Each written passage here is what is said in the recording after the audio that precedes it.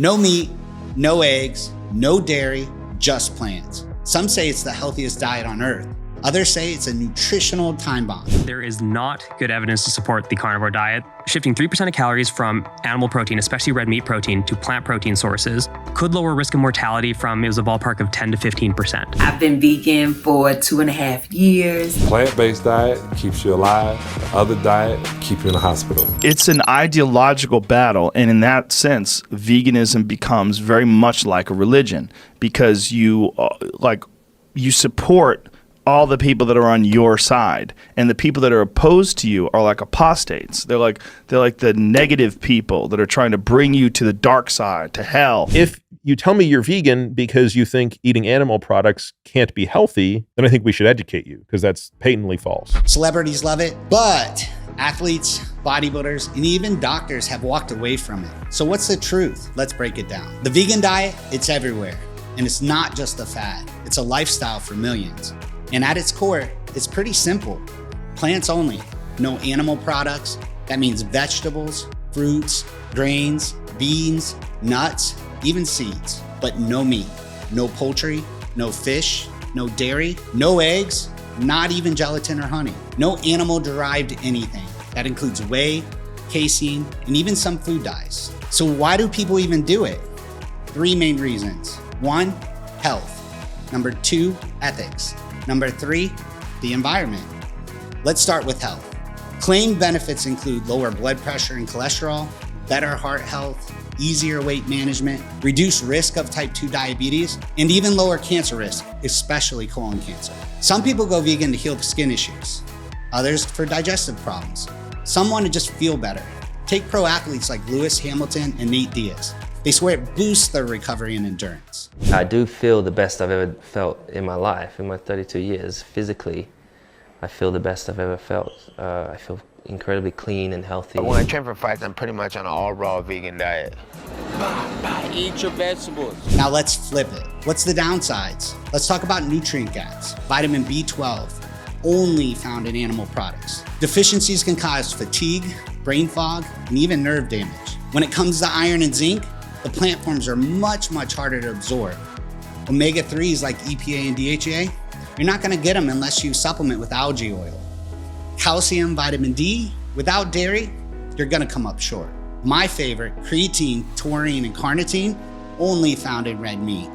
They affect your mood, your muscles, and your overall energy.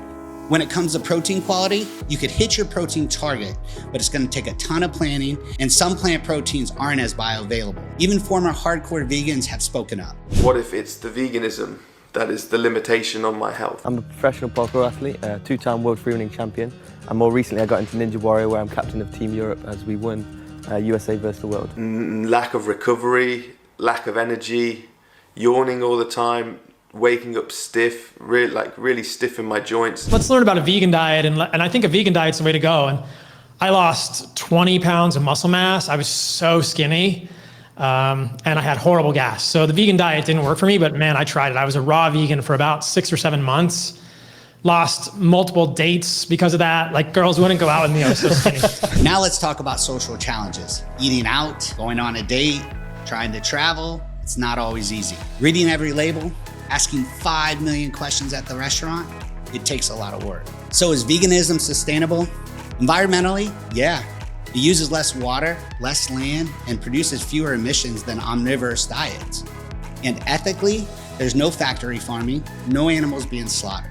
That right there matters to a lot of people. But here's the key. A vegan diet is only as healthy as you make it. If you're eating Oreos, fries, and soy ice cream, that's vegan, but it's still junk food. Whole food plant-based is not the same as junk food vegan. So who does this diet work best for? People with high cholesterol and blood pressure, those with strong ethical and environmental beliefs, and anyone willing to plan and supplement. But you need to be cautious. If you're pregnant, you'll need to supplement B12, DHA, and even iron. If you're raising children, their nutrient needs are way more critical.